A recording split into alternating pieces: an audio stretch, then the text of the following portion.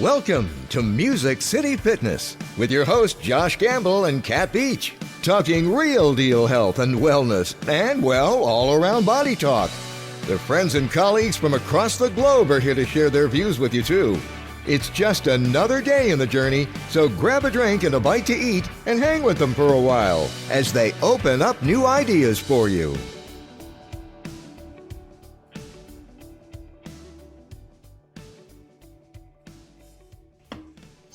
Hey, you guys, welcome to Music City Fitness. We're here actually on a very special edition of it. Myself and Josh Gamble, my co-host.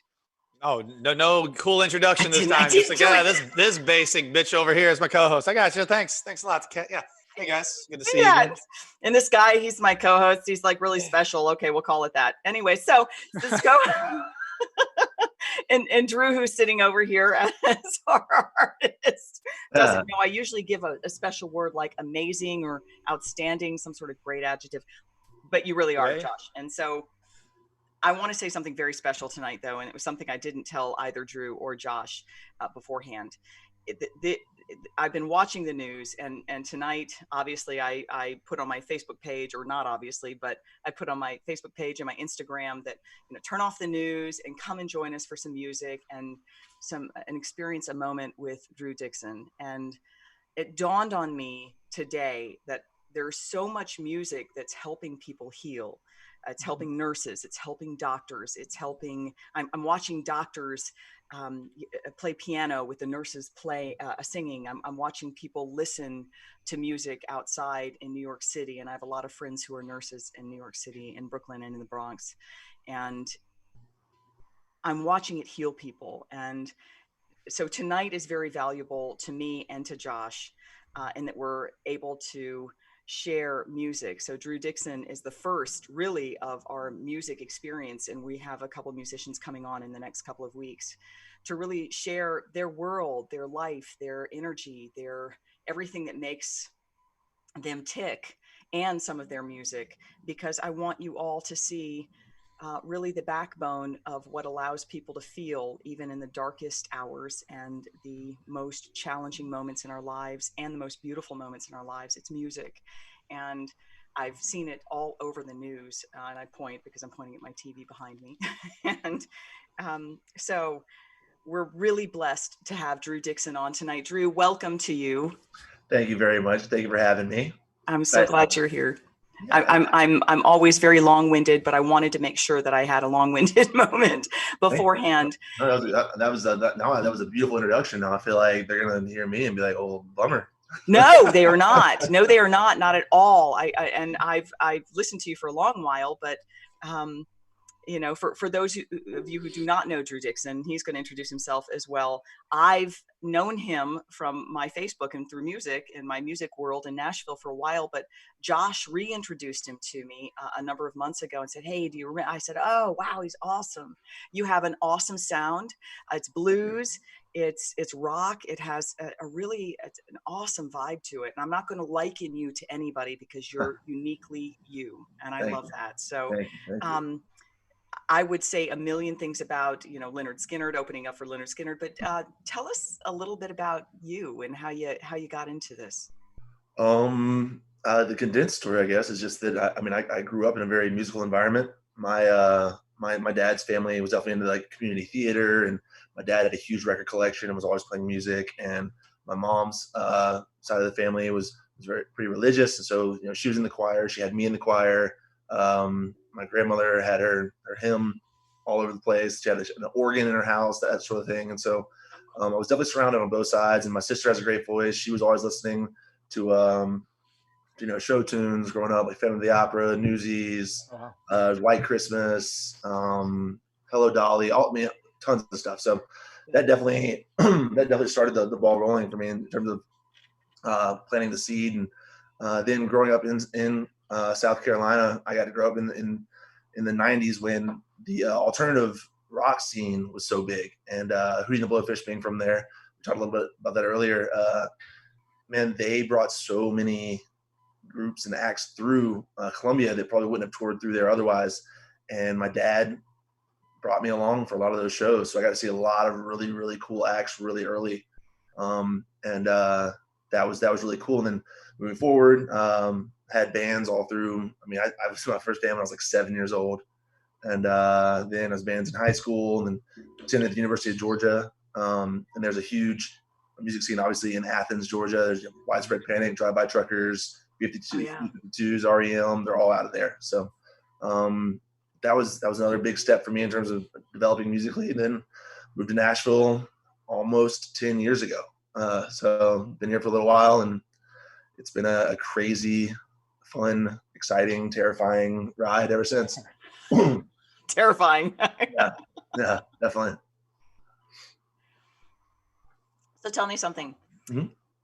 Do you remember your friend? And I only want to take this back because I know that there are a number of musical friends of mine who are watching. Do you remember your first recording experience when you were in studio? Do you remember? Obviously, you've come from a musical family, so maybe it was mom, dad, maybe there were friends. What was it? No, like a first actual studio, like recording an actual studio. Yeah. Yes, and it actually wasn't that long ago. I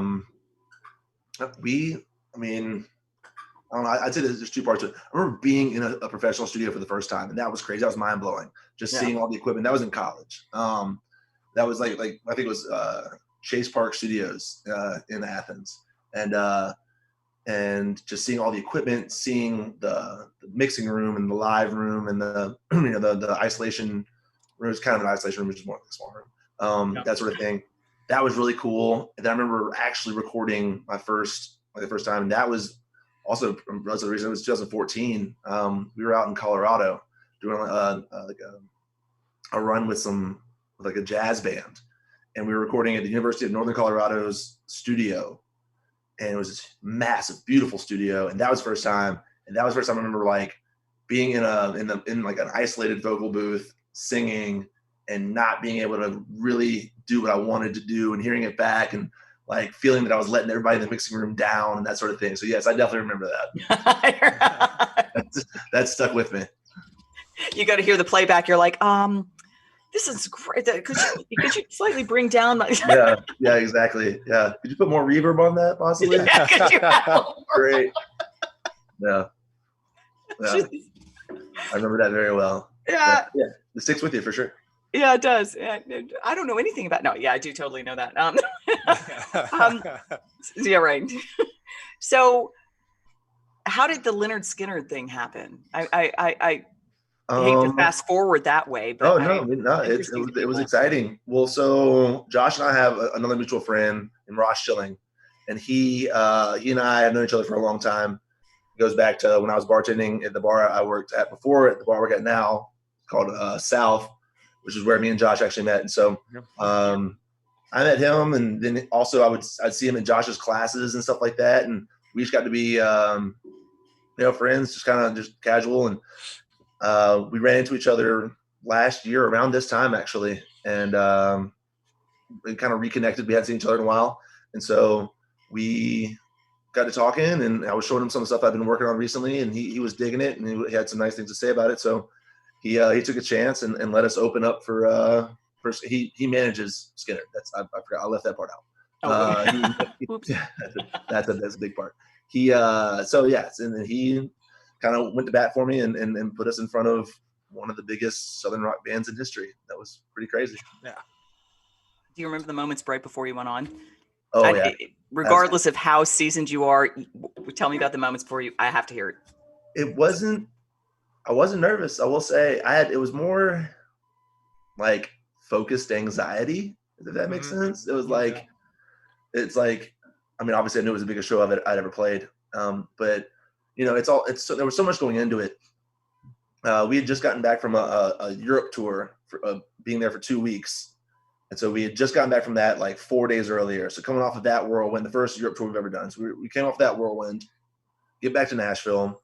The day we're supposed to leave, I was riding with some buddies, and I get done, and we're out by Opry, and I called the guy who I'm supposed to get the van for. This is a very long-winded story, actually. Sorry, there's so much context to this. No, it's totally cool. Please. We got an hour. Fill it. Okay, fill it, Drew. Fill it. So it was September of last year, and so basically it's Friday. We were supposed to play on Sunday. we do play on Sunday. Friday, I called the guy whose van was supposed to rent, and he's like, "Man, I messed up. I put you down for next weekend. I didn't realize it was this weekend." And we had done all this months and months and months in advance. This is like we got confirmed on the show in like May, and so I'm like, well, you know what? Where's the van? He's like, man, it's with another artist in Alabama right now, and they won't be back until midday tomorrow. And I have to drive 7 guys, 17 hours across because we did it in New Mexico. So, what a cool. So it's 5 o'clock on Friday. We're supposed to leave at 10 and drive through the night.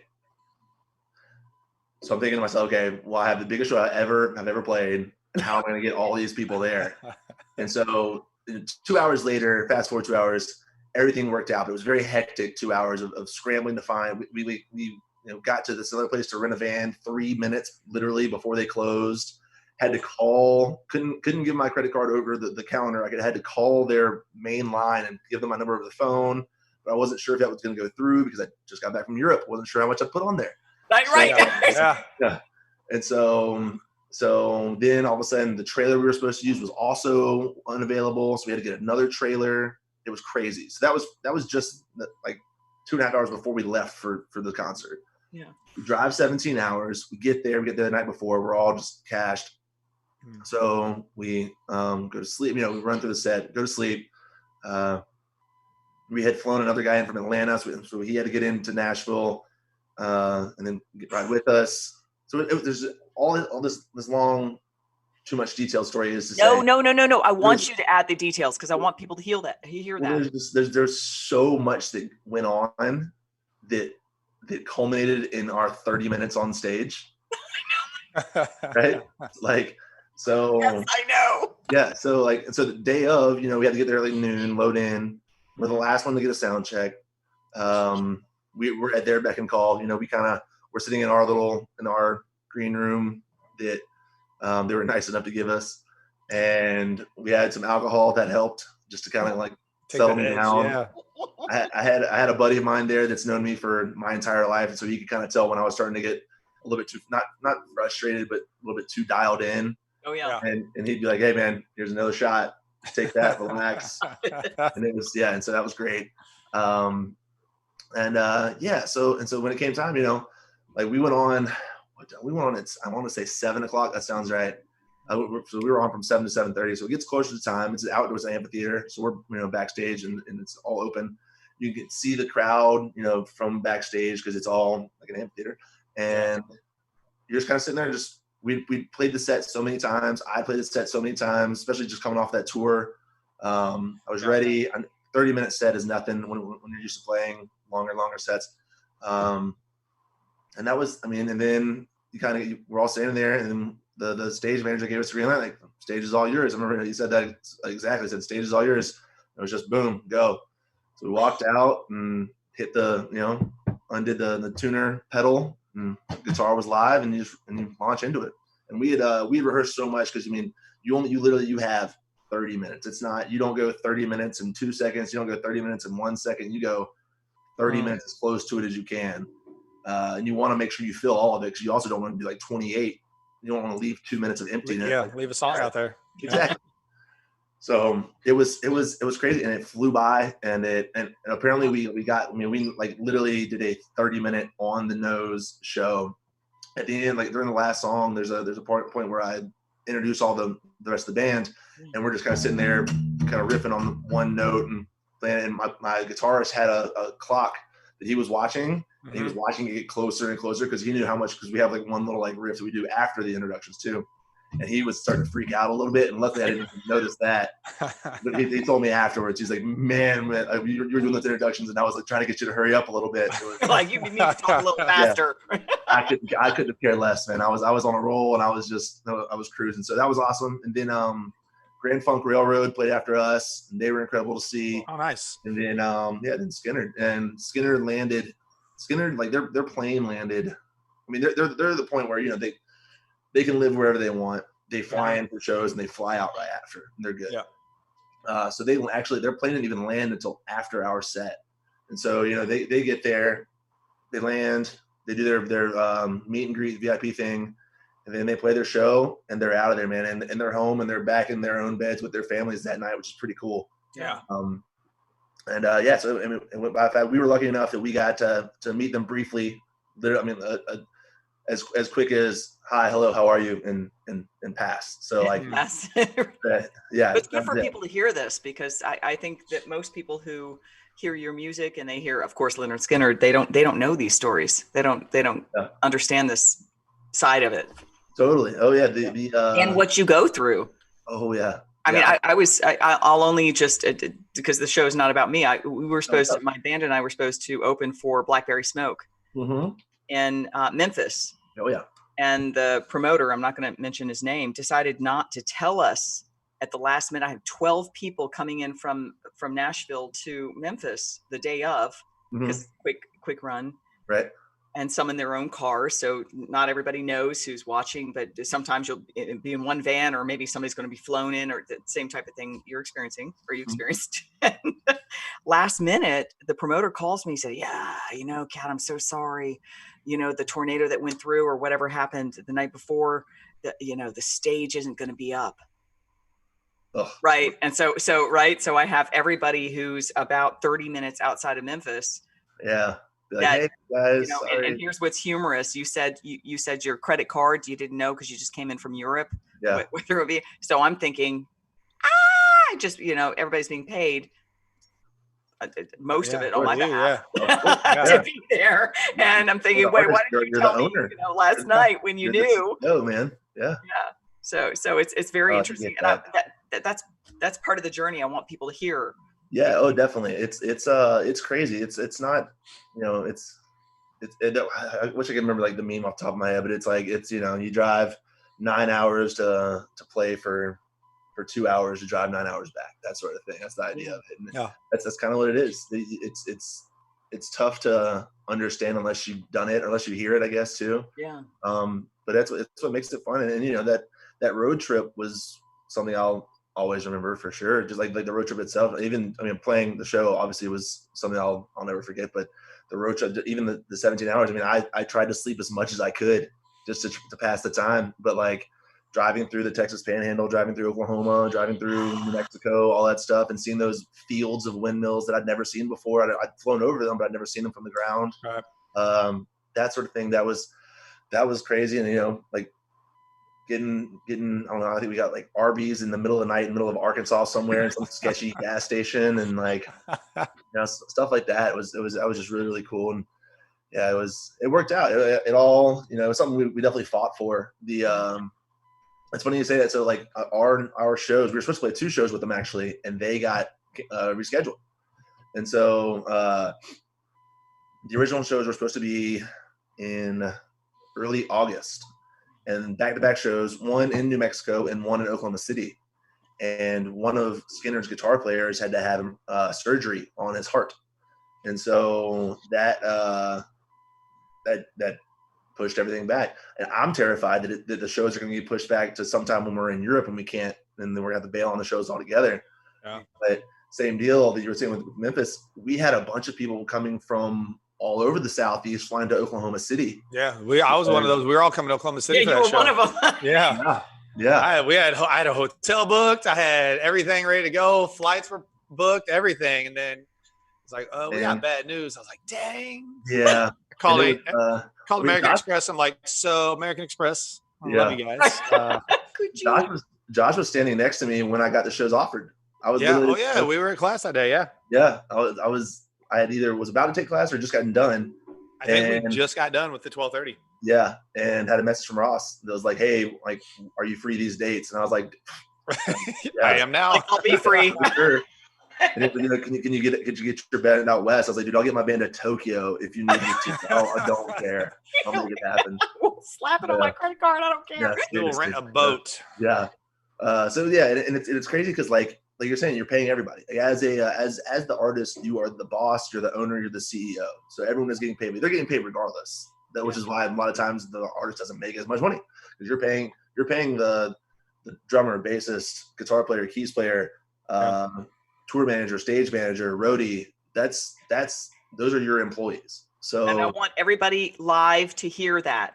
Yeah, that's right. It's I mean, you're paying all of them.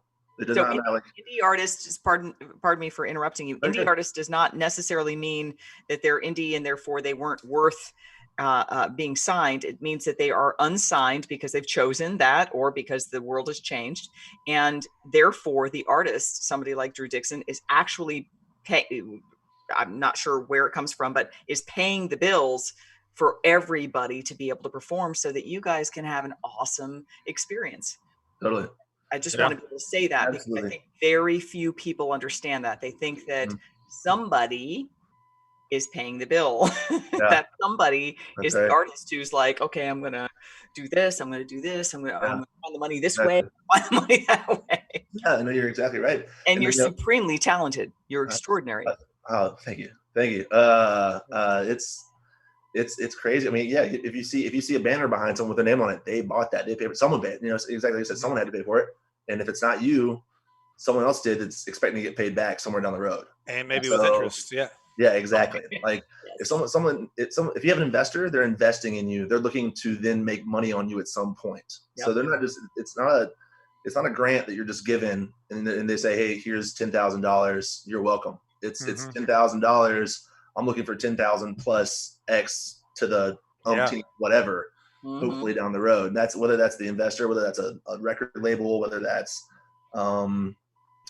publishing is a different thing altogether. But like that's part of it. And so that definitely goes into why some people stay independent for as long as they do, because you have to give up to be able to get some stuff. So if it makes sense to be able to give up some of your publishing, some of your licensing, some of your whatever in order to get some money up front that you're smart, that you hopefully can be smart about, and then spend it in different ways, whether it's merch or a banner behind you or pyrotechnics at your show, whatever. So like that's a very real part of it. It's also not very obvious to a viewer or a listener unless you've kind of had it shown to you like we're doing now.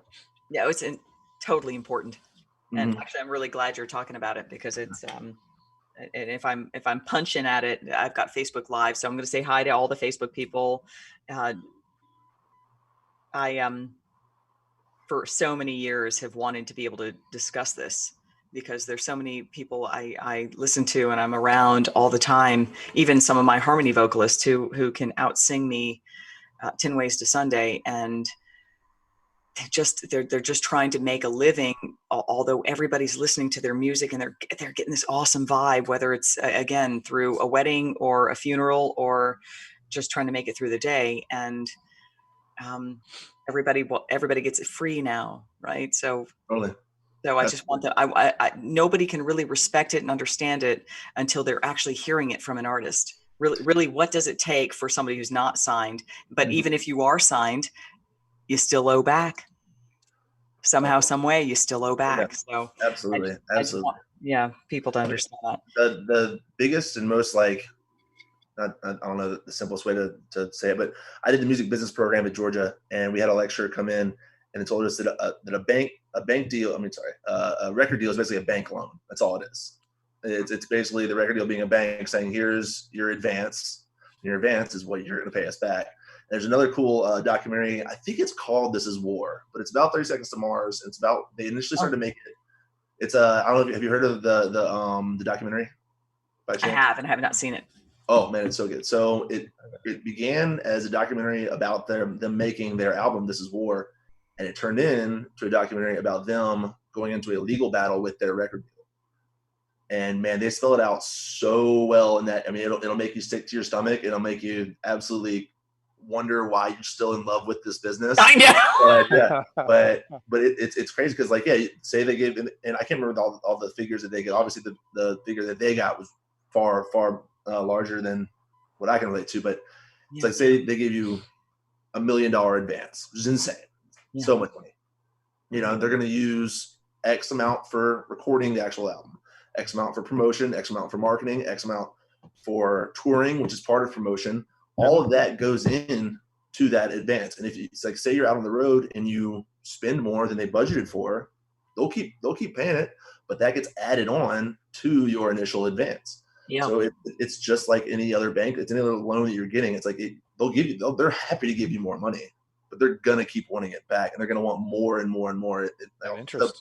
It's a cynical way to look at it. And again, like, it makes you wonder why you're so in love with the industry that we are. But like, it's a very real thing. But it's the double-edged sword of streaming, that you're not getting paid from it, but you're also not as reliant on these huge companies that can command so much of you as an artist if you don't have exposure. That's what. And Sean Jones, who's on my Facebook feed now, he says it's the music that keeps us coming back for more. And quite frankly, most people don't understand that. I'll tell you this really brief story. I was in Vermont, and it was in a wine tasting of all things. It was myself and my family, my father and my stepmom, and a whole lot of intellectual people across the table. So they're all communicating, and they said, "Oh, so where's your daughter from?" And I said, Nashville, and what I do. And this long diatribe came from one guy about the music industry, what he thought he knew about it in terms of the financials. And he was right. He was dead on. And so somebody across the table said, "So why do you do it? Why do you stick with it?" And somebody, before I could even get it out of my mouth, some other guy, it was like across the table, but by all these financial people, he goes, "Because she loves it, because she loves what she does, because she loves the message in the music." And it was the most wild moment. And I kind of sat back in my seat thinking, this is a bunch of people who are communicating about it. But if they really were to get down at the bottom level of what they really believe, it's because I love what I do and you love what you do. Totally. Music is very valuable, and it wasn't about the money. They were all financial people, and so they were all talking about the financial loss of music. And so for everybody listening right now, if we did all of this just for finances, trust me, we wouldn't be doing it anymore. We do it because we want to help you through your life. Drew's I'm going to ask him to play, I'm hoping South Carolina, but he does what he does because he's awesome and he loves it, and he's willing to help you through the good times and the bad times. That's why all musicians do what they do. Trust me when I tell you, it's not about the money made anymore. Hopefully it will be in the future, because people will respect musicians for their ability to help you get through it. If you want to get to it, you got to go through it, and musicians and music helps kind of hold you up. So I think it's a good point. And also I think that, like you said, like maybe hopefully in the future we will. I think it's one of those things, even if we don't come back from, I think it's one of the things that has been the biggest change from musicians is you're not going to have the rock star income of the 80s and 90s, where there was just literal duffel bags of cash handed across the stage being like, "Hey, here's your payment," and you're out the door, because everything now is so scrutinized and so electronic. Everything can be traced so much. I think like there's still areas for obviously the artists, like the pop artists, the Post Malones and those guys that are just on the Billboard top 10 every single week. Those guys are making absolutely insane amounts of money. But for the rest of the general, even guys that are making good money, same deal. They still have to pay a lot of people. So when their take home might not be what you expect. You can have a hit song, but if it's only through online streams, you're still not getting as much as you used to be. You might still be getting, you could probably, it'll change your life. You can buy a house, you can buy a car, you can buy someone else's car, but you're not having the people that, like the Motley Crue guys that, they released one album, or the Van Halen guys, the guys that did one album and all of a sudden they're living in mansions, driving Ferraris, Porsches, and that sort of thing. That's just not the way it is. But I think it's also helped artists not be as narrow-minded isn't the term to use, but it's not. It's helped them look maybe into other areas to make money. I know Brett Young did his brand. He got it picked up by Kohl's. So he and my buddy Chase started Calliville. And Calliville literally just started as hats. It was just something to put on a hat to try and sell at concerts. Yeah. And then that evolved into a brand. It evolved into a tour. It evolved into everything. And then Cole picked up the Calliville line brand of clothing to put in their stores. And so like you have, if you're smart about something like that, and that's a very business savvy move on his part, to be able to do that, then the hit that you're taking on not selling as many like downloads, because he's getting, I mean, Brett's had tons of success now, but you're not getting as many downloads as you used to before streaming, or buys, I guess, because downloads and streaming came out at the same time.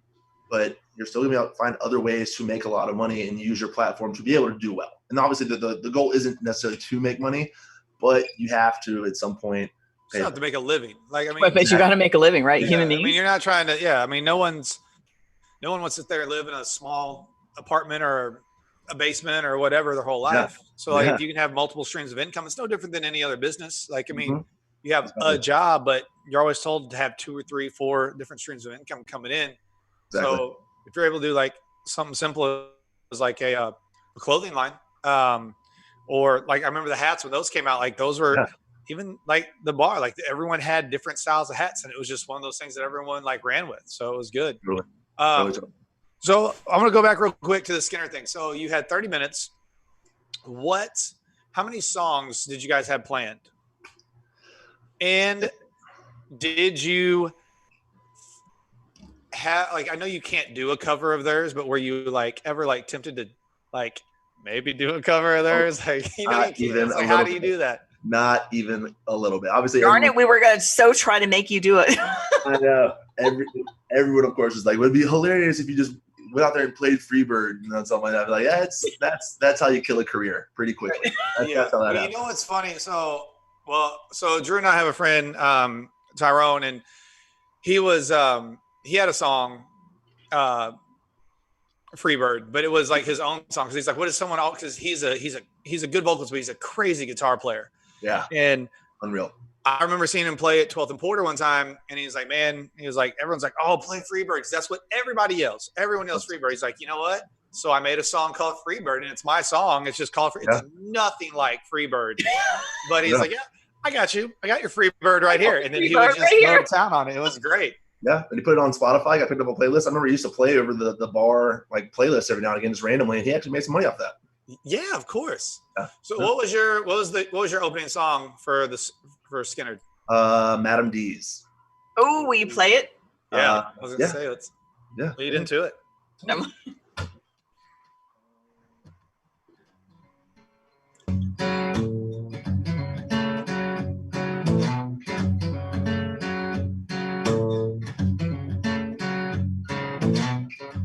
Deep down on the Mississippi, there's a blood moon rising slow. Shadows walk amongst the living. Dark water gonna cost you your soul. Neath the trees there lies a clearing before the house of Madame Dussault. In the land of the unforgiving, one night gonna cost you your soul. A haven for a lonely fool, abiding by the woman's rules. Candlelight and wild desire, burning like a church on fire. Deep inside you're losing all control, in the house of 1,000 souls.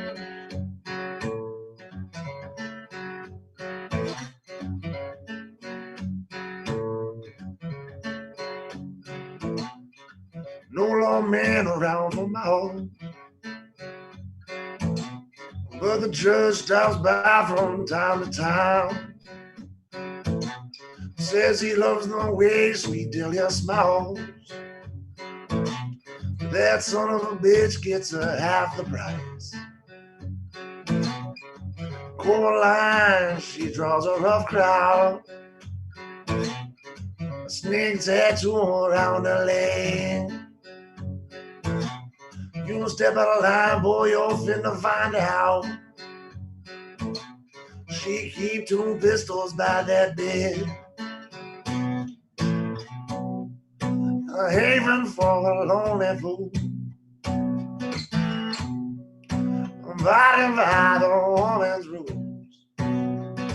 Candlelight and wild desire, burning like a church on fire. Deep inside you're losing all control in the house of 1,000 souls.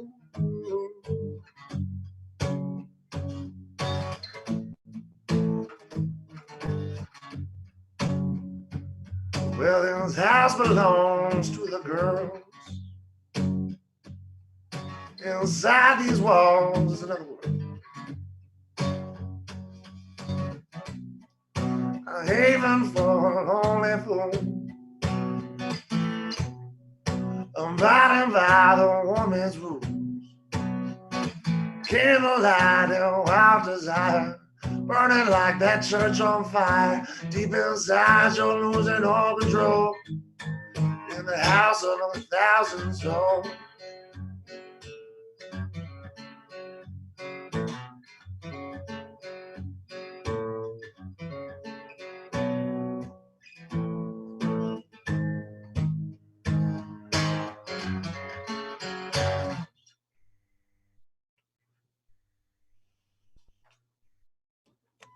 Thanks, sir. That was good. Yeah, thank you. I remember. So, what Cat, probably a lot of people don't know. So, Drew and I have been friends for a long, long time. Mm-hmm. Roommates, actually, for even longer time. Mm-hmm. We've got a lot of stories that we won't share tonight. Yeah. But maybe another time. But we roomed for what? 2 years? Tell everybody who we have live. Only because I've had about 4 people say they loved while you were singing. Oh, yeah. While they may not know who you are, they said, "Who is this singing live?" They love what you were doing. So go ahead, Josh. Oh, sorry. Yeah, I was lost on what you're saying. So, Sorry. yeah. So for everyone that's live, yeah. So we've got Drew Dixon joining us, who's a good friend of mine, pretty much like a brother to me. Taller, more handsome, better hair brother of mine.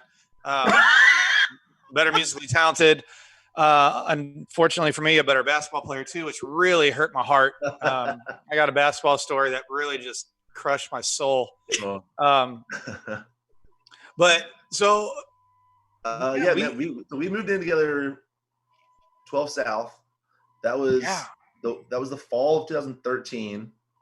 Man, that was a year. Yeah, that was crazy. And then that was Beyonce Lane. Mm-hmm. And we lived so together. Beyonce Lane so we lived on a lane that's literally called Knowles Lane, so we just called it Beyonce Lane. It was a house we had with another friend of ours in like little South Nashville area. Yeah, it's no longer there, man. It's all knocked down and 2 new houses are built up on that lot. House in one little lot, yeah. Same thing. 3 stories high. Yeah. And then after we moved out of that house, I moved into you and Kim's townhome on Gale. Gale, yeah. Further down 12 South. Oh yeah. Yeah. I lived in a room the size of my bed. I could fit my bed and my dresser in there. So for those of you that can't tell, Drew's like 6'12". Like he's like a gazillion feet tall. Like, he's like sitting down, he's still taller than me. So you're what, like 6'7"? 6'7", yeah. Yes, and he's got great hair too. So it's like God just really loved Drew. So Drew lived we had a townhome. Me and my old friend, like old roommate Kim, one of my best friends, we had a townhome. And these townhomes were the worst laid out things ever. They're from back in the maybe early 90s. They're older. So we have there's this nook. And this nook is like the worst idea of like I don't know if you're supposed to turn it into nook. I forgot that it was called the nook. It's literally nothing. It's like the length. It's the width of like a California king bed. Yeah. And it's as long as maybe 2 of those. Yeah. Sounds right. So take 6'7" Drew, fit his California king in there, and an armoire, I believe. Correct. And there's just a doorway that leads right into the living room. So like his bedroom, living room.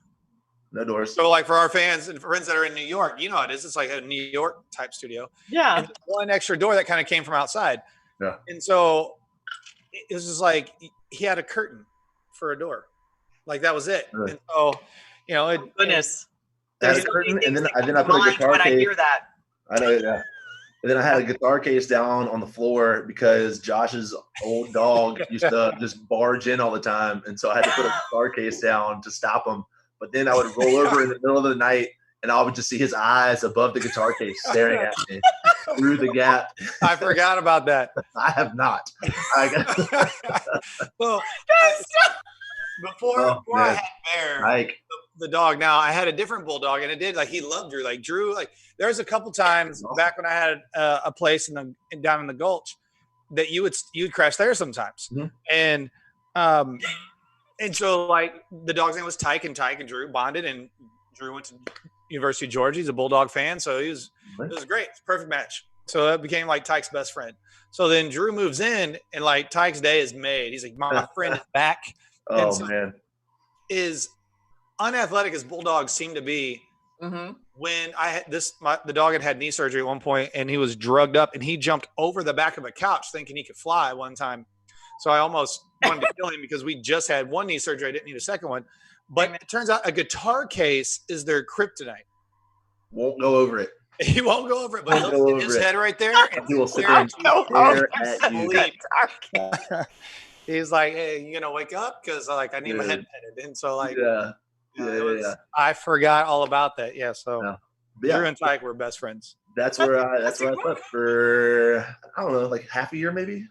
Yeah, about 6 months or so. Yeah, sounds right.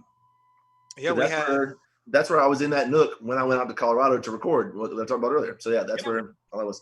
But yeah, so that goes back to so we've had some time. So I have a basketball story. Oh God. So trust me, I'm gonna just brag on you. So so one of our friends works at Vanderbilt and with the baseball department. And so when basketball's not in, season's not in, we had access to go play at Vanderbilt. So we'd go players, about maybe 10, 12 of us. And I'm on the vertically challenged side of things. Can't quite break the 6 foot plateau. So even with the 3 shrubs of hair I have, I still am 5'11" and 3/4. So for those who play basketball, usually the shorter guys play point guard or a shooting guard. So I was always point guard growing up. So Drew's out here grabbing the ball in the lane, dunking, dribbling between his legs. All of a sudden, I've known this guy forever. He's a musician. He's athletic, you can tell. But then all of a sudden he grabs a basketball, and this guy's like Magic Johnson with the ball. And then he's like, well, I play point guard. And I was like, all right, hold on. So the problem with that is we're not on the same team. So what happens when you play the other team, you guard the other point guard. So he's got an 8-inch height advantage on me. And he can dribble. So the entire time, all it is Drew pushing me down the court. I'm getting knocked around. He's dribbling, making me look bad. And then as kindly as he could, he dunks the ball on me. And I pretty much retired from basketball from that day because I'm done. This is it. I'm going back to the junior high goals and playing on the 8-foot goals and talking trash to the 7th graders because that's how I felt right then. I don't remember it going that well for me. That's nice of you to say all that. I'm pretty sure there was. I don't remember it being that. That made me sound really good. Thank you. Well, nice. It's how it happened. I was go with it, Drew. Yeah. I'm sitting there trying to forearm check this guy, and he's move me around. He's like, no, I got this. And then I try to go for a steal, and he's like, oh, let me go between the legs. And he pat me on the head and be like, nice try. I'm done. That was fun, man. I missed this game. No. Those are fun. Yeah, we had a bunch of guys. We'd all just go play, and it's one of those things where you're let's all go play like we used to, and everyone thinks they're in shape until you start running full court on a collegiate court, and you realize that after 2 up and downs, that half court's a better idea. Half court is a way better idea. Yeah. So we have our basketball time. Facebook post that are coming across right now. Okay. I'm sure. Hey, I have no shame. I got shown up that day. Everything's good in the hood right now. No. I forgot about. We had Tyke. We lived together for about a year or ish, give or take 2. I mean, total, I guess. Yeah. But wait, I've got a quick question, Drew. Do you remember 12 South when it was just 12 South? What was that? Gosh, when I first moved up in 2010, it was just 12 South. Was that Tap Room? Yes, thank you, Tap Room. So it was Mafioso's 12 South Tap Room, and that was it. And what's that? And the burger place further down. That was it. Yeah, that was my vibe. I would go there. Burger Up. I was dating a guy right at that point who was a guitar player. And fusion. He was jazz fusion. He was really kick-ass guitar player, and so that was my introduction to Music City. Yeah, really interesting. That was great. That was. I don't know. I had to break.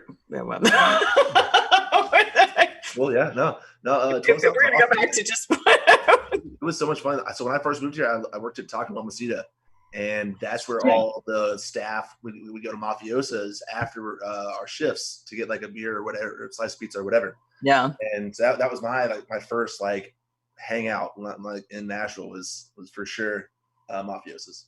Yeah. Yeah, it was Good awesome. vibe. So if you were going to play your favorite song, is there a favorite song that you have? Or a song that vibes with you?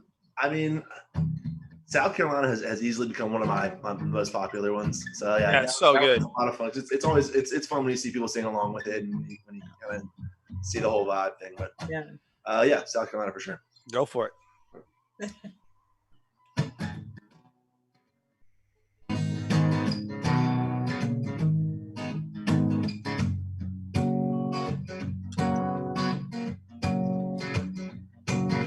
A 100 miles of empty road between here and Tupelo.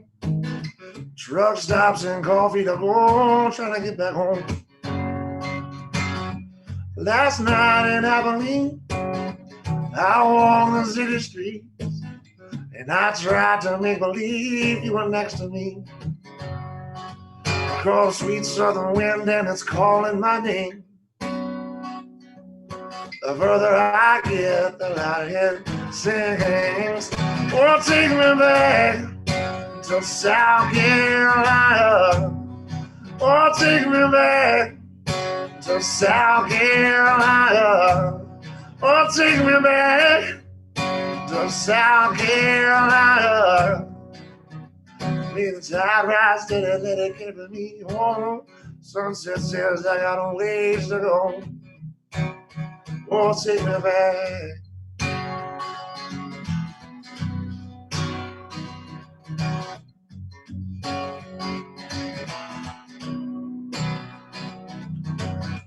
I drove up the Cali coast. I stopped off in Yellowstone.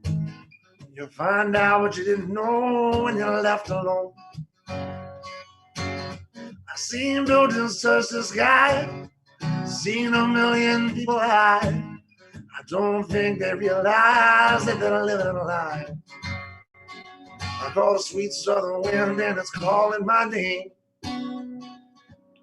The further I get, the louder it sings. Oh, take me back to South Carolina. Oh, take me back to South Carolina. Oh, take me back to South Carolina. May the tide rise steady, let it carry me home. Sunset says I got a ways to go. Oh, take me back.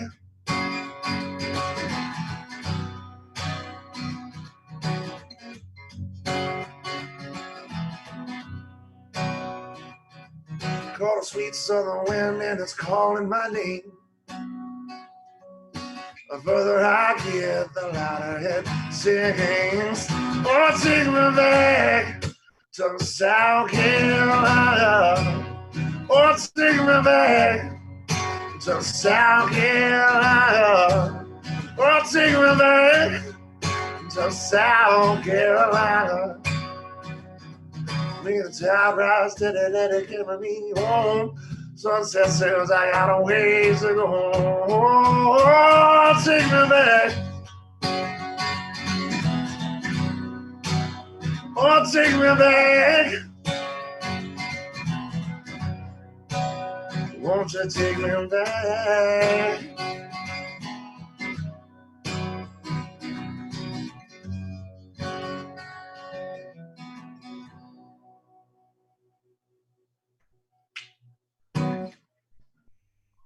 Awesome. Thank you. Thanks. Yeah, that's definitely. I mean, that's definitely become one of my more favorite ones. Tom had me muted during that. I freaking love that. Thank you.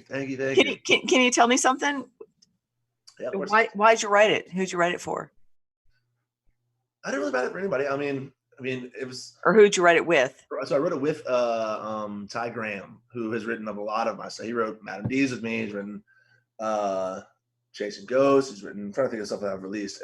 We've written together a ton, and so some of my most favorite writes are with him, just because he helps me get to that creative dark place that I love so much. And so yeah, but it was with him, and this is obviously one of the more lighter songs that I've ever written. And so it's one of the songs that doesn't deal with, death and and brothels. And I was about to say brothels because Madam D's.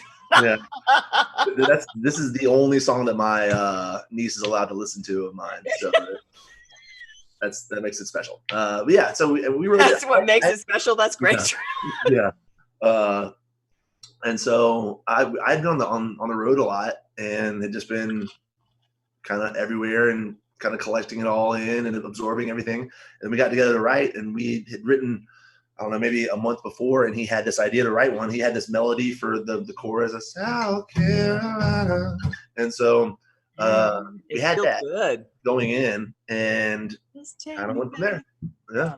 And so we did kind of started naming off places that we'd been and what kind of stood out to us where. So it turned into, I don't know, a lot of my songs will start here and end up here in terms of meaning. So it ended up being a really cool song just about being homesick, and whether that homesick is for a person or an actual place or whatever. It kind of turned out all right. And it's funny, the people that identify with it, because when I first started playing it, the Northeast was all about it, which is really funny. Like the first place I ever played it was Boston, and it got an awesome response. Yeah. And they had the people up there. One guy in particular, Kevin, was like, "Man, you gotta put that, you gotta record it." And so I need a copy of it. Okay, fine. And so that really started. And so we did a demo of it, and then I liked how the demo sounded. That we just put out the demo. So the version that's out there is just a demo that we did in like a day. Yeah. There's so much I want to say. You are, by the way, Josh, I think you want to talk, but I think that it's feasible that you are muted. And that's such a great moment.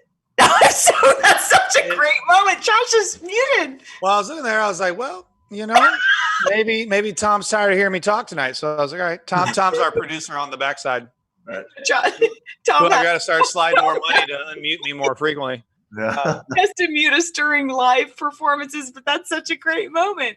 I was like, well, okay, maybe no one wants to listen to me. That's fine. I didn't want to talk anyway. So we're talking about Skynyrd being obviously, I mean, if you're a music fan, especially like the rock genre, I mean, they're icons. Mm-hmm. So who are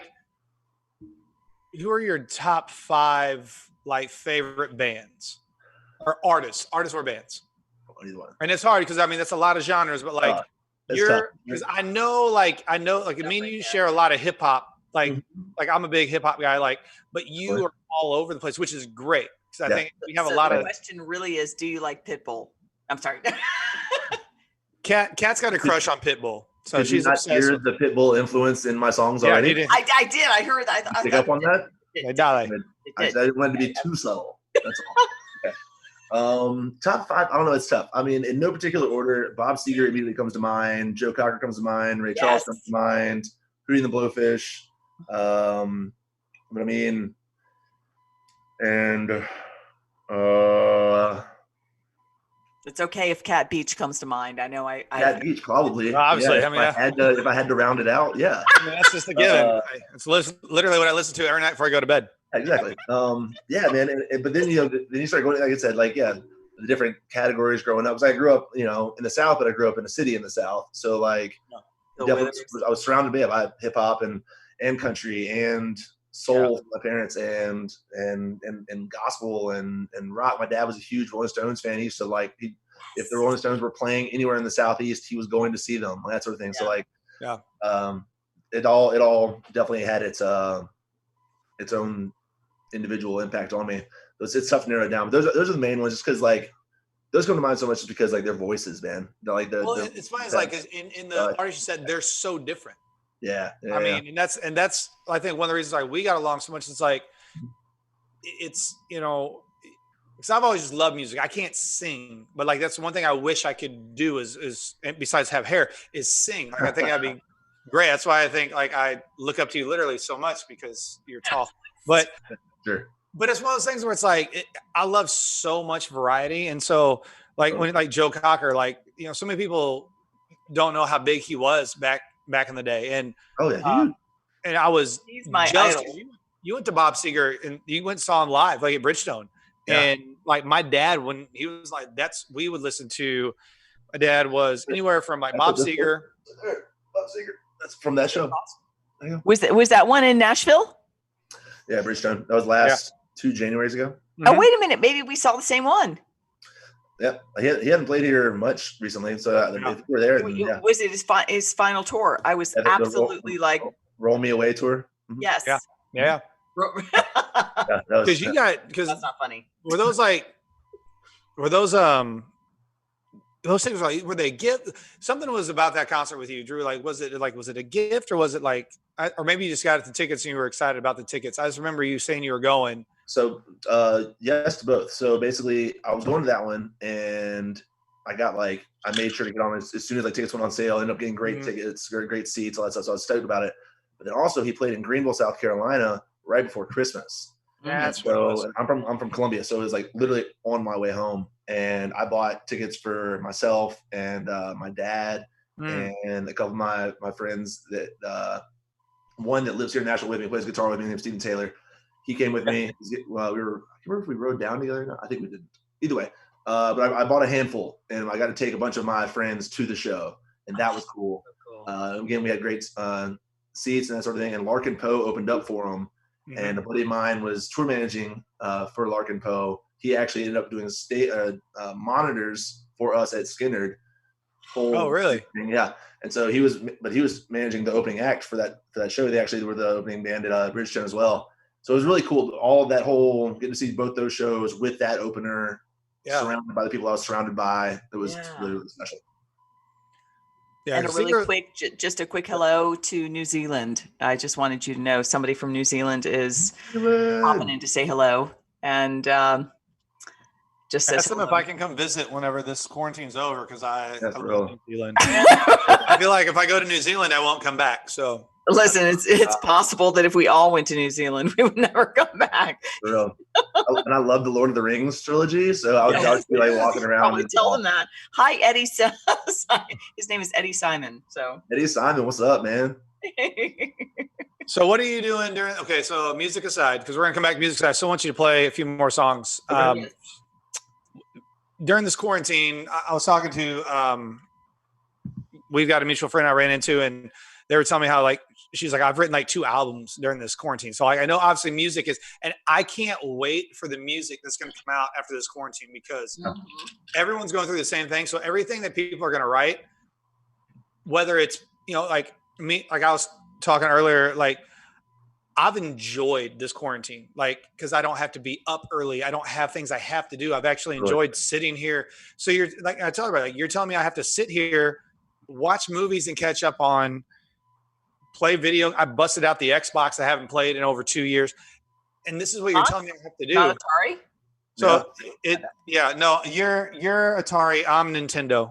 I didn't want to, it's okay. I'll hear about that one later. But it's funny because everyone's going to be able to relate to what's going on right now. And so I just want to hear people's different perspectives on how things, but so music aside, what are your, because you just mentioned Lord of the Rings trilogy. I went back and watched all the John Wicks, the Fast and Furious. What are the 3 top movies? Don't do TV shows, because everyone's going to say Tiger King, Ozark, those kind of things. What are 3 top movies that you've watched during this that you've enjoyed or went back and rewatched? Man, that's a good question. I feel like I scroll through Netflix and I've seen everything. So Yeah. I just glossed past most of it. I watched, you remember Can't Hardly Wait? Remember that movie? Yeah. I love that movie. And I watched it last night. It's on Netflix now. Yep. That was awesome. I'm trying to think of what other movies. I mean, St. Elmo's Fire. Just say it. Just say St. Elmo's Fire. St. Elmo's Fire was the first night, second night, third night, obviously. And then right after that, you listened to Cat Beach and went to bed. It was a lovely evening. It was a lovely evening. So yeah. About rose petals. I'm trying to think of, I'm such like an action junkie when it comes to movies. Like comedic action is I'm pretty sure my neighbors absolutely are concerned about it because they just hear gunfire going off in my apartment all the time. Yeah. I definitely watched the John Wicks and all the Jason Bourne, all the Bourne movies. Like what was that new Ryan Reynolds one that came out? Like 6 Underground, something like that? Yeah, so I haven't watched that yet. That's on Netflix. Have you not seen it? Not yet. I loved it. Heard it was good. I watched it's 6 Underground, so it's on Netflix. Just look up Ryan Reynolds. Yeah. Ryan, okay. I think it's a Netflix original, right? I think it is, yeah. Yeah, because I also watched the one with Mark Wahlberg. The new one. The new one, where he's like a Boston cop or whatever. That one was really good too. I thought they were kind of like, because it was kind of just like the other guys to me. Yeah, but not as funny. Yes, because it didn't have Will Ferrell. But it's unfair. It's unfair to compare it because it didn't have Will Ferrell, I guess. But like plot wise, that it felt like that to me. Yes, 100%. But yeah, I don't know. It's tough to even say 3. Honestly, I went back and I started watching I know it's a show. You told me not to do that, but I went back and started over Arrested Development. Remember that? Yeah. I started watching Cheers again because I started watching Body Heat. All I heard was Body Heat. And yeah, you can just say porn. You say porn on here? You can just call it what it is. Yeah, just call it what it is. Yeah. It's a little hub. It's fine. 70s hit. Come on, guys. Yeah, I haven't seen that one. Y'all don't know that one, but that's okay. Go back and watch that. Okay. I'm gonna watch it while listening to Cat Beach. That's right.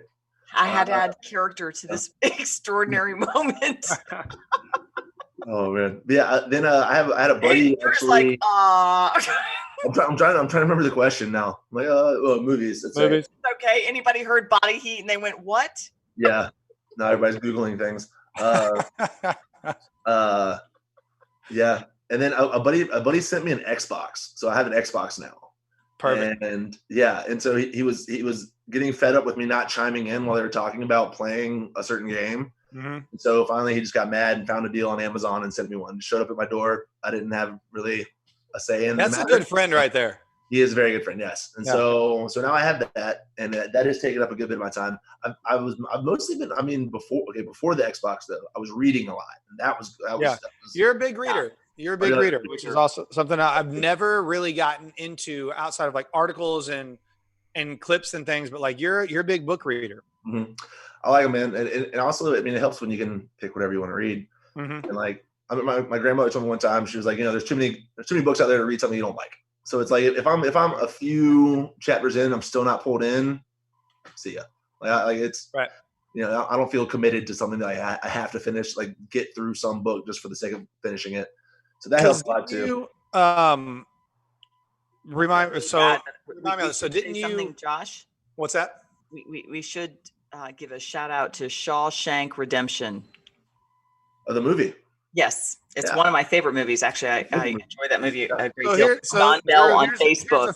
Drew, here's the thing that me and Kat have had a debate on. Kat likes to watch dark movies during this time, and I'm trying to get her to watch funny, more lighthearted, like good movies. Like, I watched the second Jumanji with The Rock and Kevin Hart. I thought it was hilarious.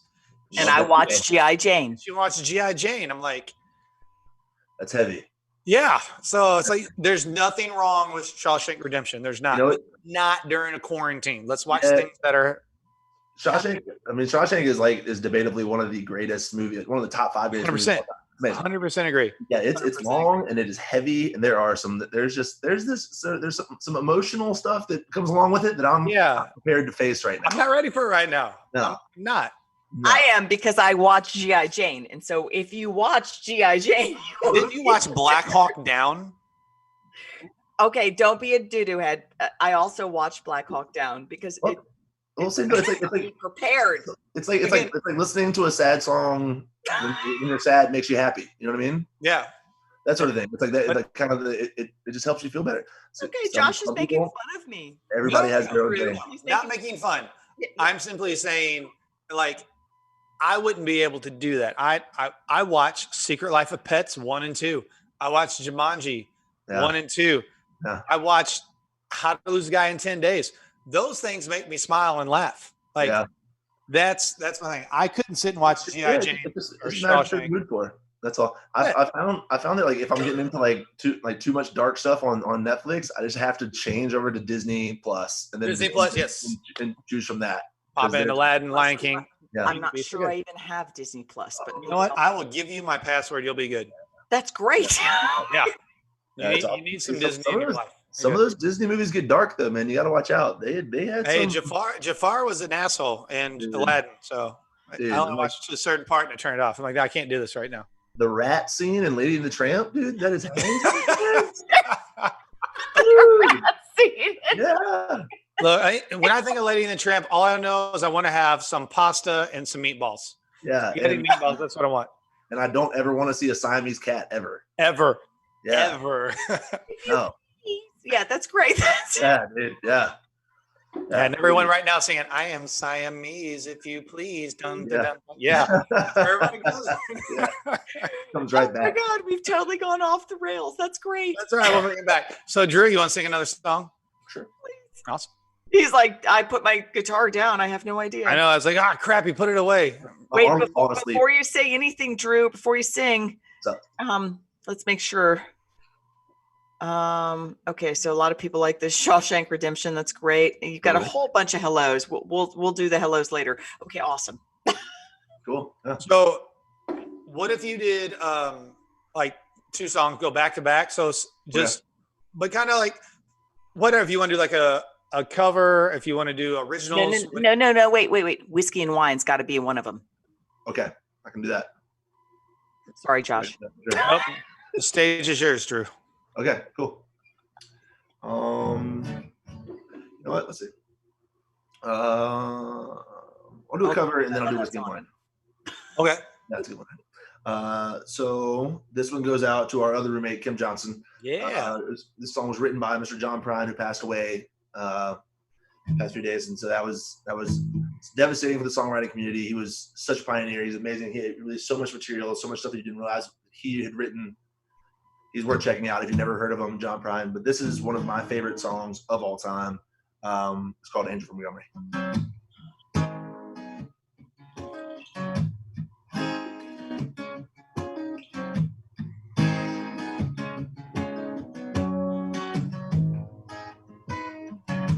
I am a known woman named after my mother. My old man is another child that's grown old. Dreams of thunder, lightning was desired. This old house would have burned down a long time ago. Make me an angel that flies from Montgomery. Make me a poster of an old rodeo. Just give me one thing that I can hold on to believe in this living. It's just a hard way to go.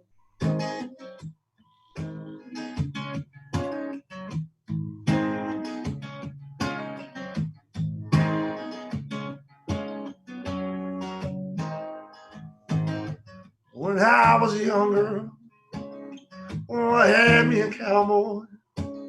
It wasn't much to look at, just a free ramping man. And that was a long time. And no matter how I tried, those years they all flown by. I'm broken down, damn. So make me an angel that flies from Montgomery. Make me a poster of an old rodeo.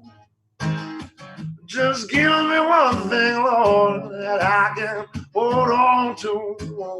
To believe in this living is just a hard way to go.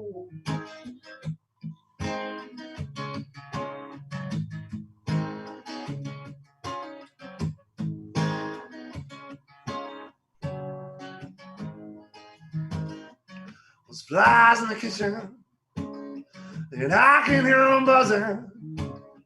And I ain't done a damn thing since I woke up today. What kind of person goes to work in the morning and comes home in the evening?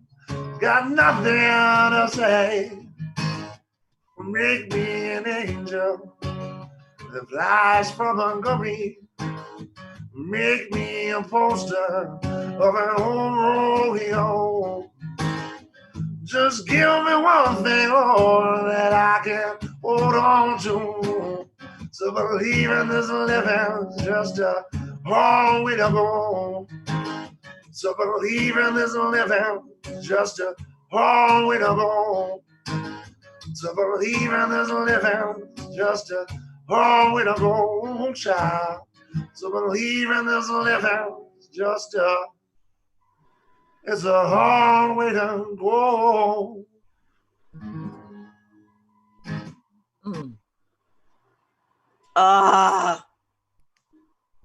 Thank you very much. That was awesome, Drew. Yeah, it's definitely one of my favorite covers that you do.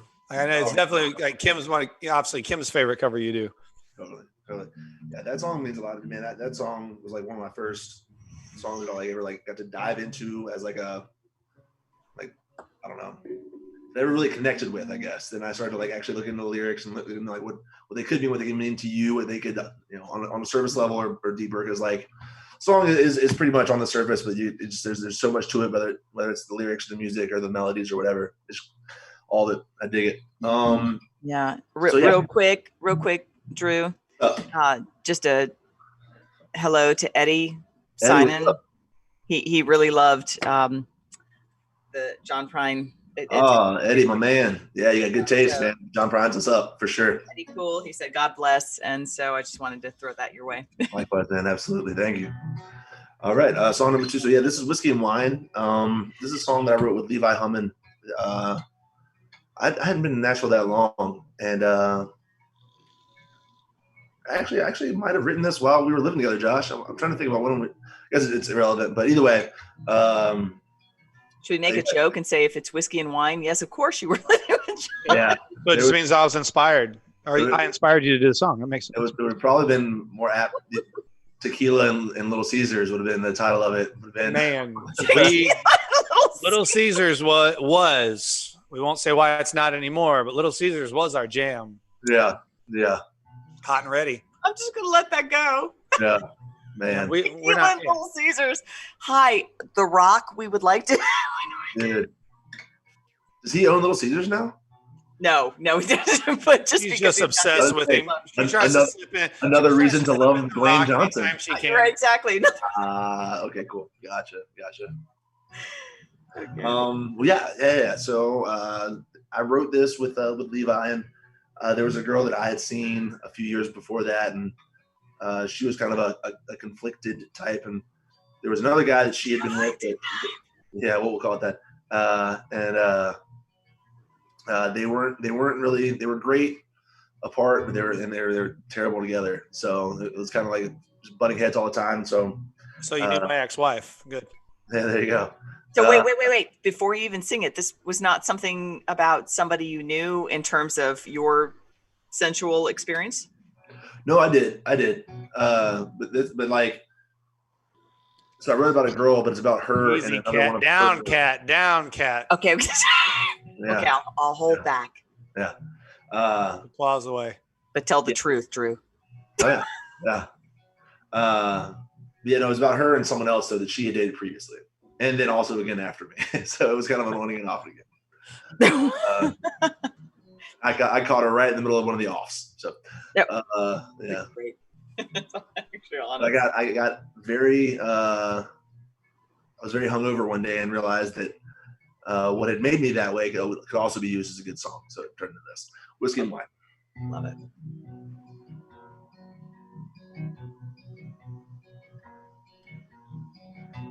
Realms of heaven she couldn't find. He was addicted to the pain, leaving her behind. She was his whiskey, he was her wine. He's playing piano, writing another breakup song. She's in bed with a stranger, just trying to stay strong.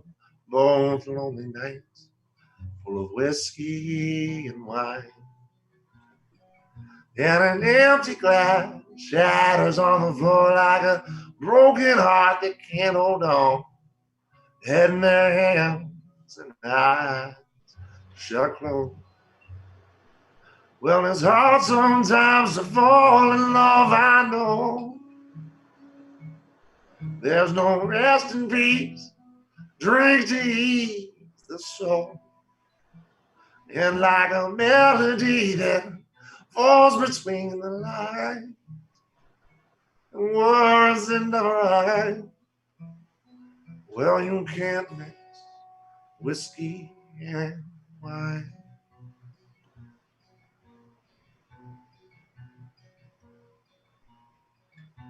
They lie to themselves thinking they just move on, and already missed the sting like a needle in the arm. If they only love the hurt, to really love the all.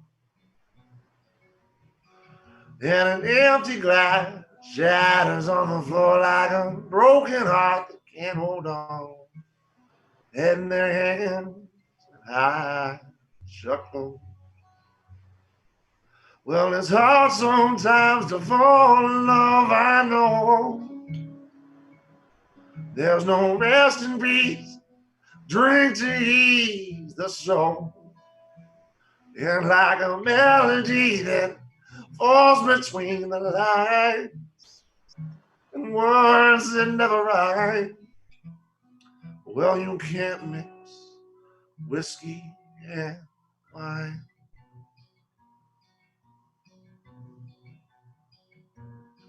Yes, it's hard sometimes to fall in love. I know there's no rest in peace, drink to ease the soul. And like a melody that falls between the lines, and words that never rhyme. Well, you can't mix the whiskey and the wine.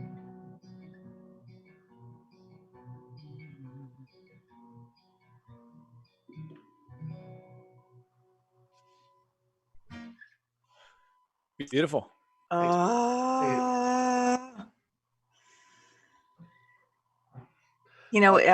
Drew.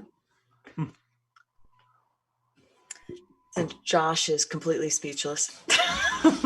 No, I just saw the look in your face, so I knew something was coming. So, thank you so much. I know Josh is going to ramp us up in a minute, but to end it. But sometimes you just have to have a song that allows you to cry or allows you to laugh. A really interesting moment just allows you to feel. Totally. Right. And you have a lot of songs that do that. And I'm grateful for that. And I know that Josh is as well. And so everybody who's going to be listening in the future and right now, and I've had so many people on Facebook, and I'm so sorry, everybody on Facebook. I'm sorry I haven't been able to text it.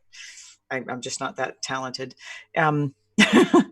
But to everybody on Facebook and to everybody live, Drew is a really extraordinary talent, and he'd say this, but I know I feel that you probably won't want to say this about yourself. He really has this element that says, you're welcome to feel something when you listen to my music. You're welcome to just come into my moment, enjoy my moment, and experience something. You're welcome just to be uncomfortable and open and honest. And so, of all the blogs I've been writing lately, and Josh knows this, so I'm trying to be very honest with COVID-19 and all the things that are going on. And I said to Josh the other day, I said, I don't know what I'm going to write in my blogs for professional purposes, and I just want to be honest.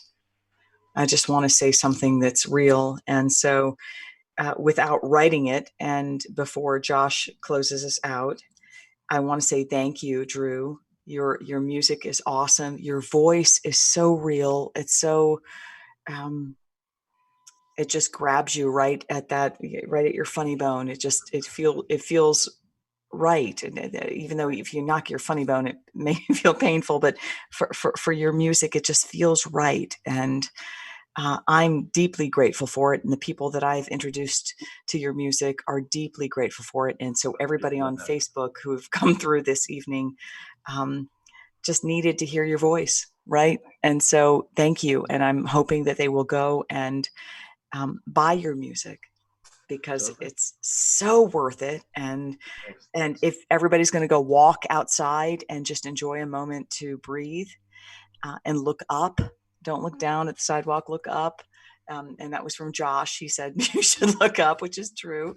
And listen to your music and just hear something and feel something. Just feel, right? And if you're walking outside, just cry if you got to. Do what you got to do. But thank you, Drew. Yeah, thanks for having me. Absolutely. Yeah. So, Drew, what I want to try to do is, usually what I'll do is, and I know you watch every single one of our podcasts because you're one of our biggest fans.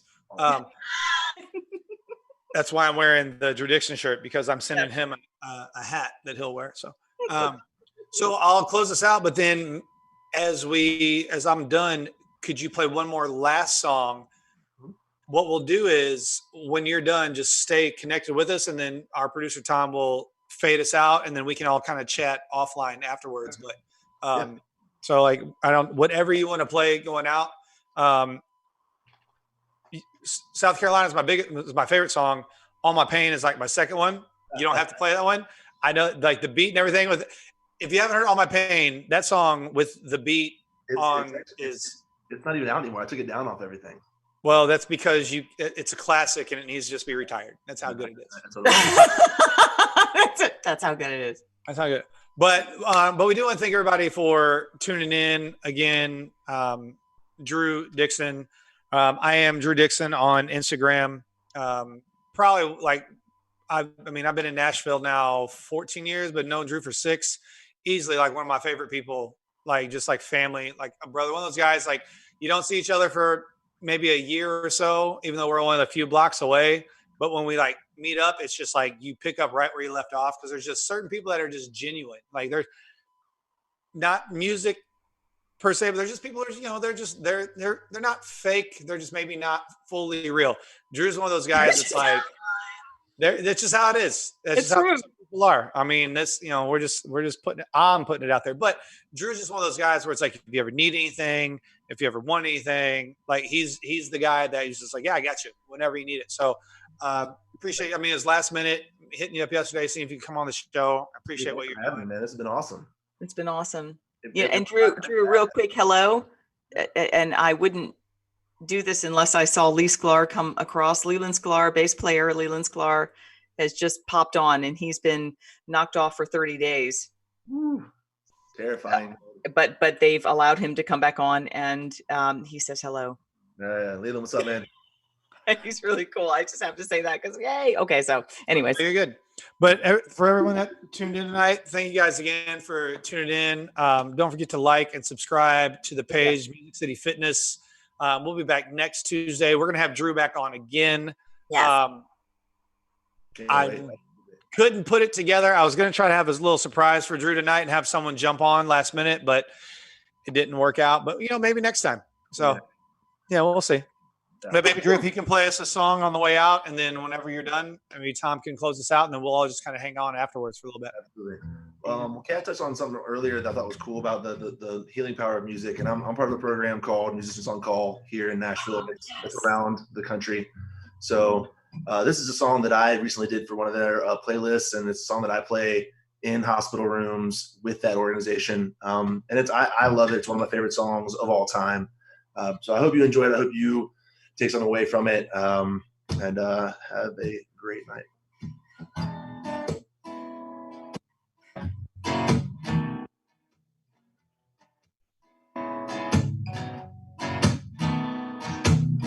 At last, my love has come along. My lonely days are over, and life is like a song. Oh yeah, at last, the skies above are blue. My heart was wrapped in clover the night I lost had you. I found a dream that I could speak to, a dream that I could call my own. I found a thrill to rest my cheek to, a thrill that I never known. Well, and your smile, oh yeah, then the spells cast, and here we are in heaven, for you are mine at last.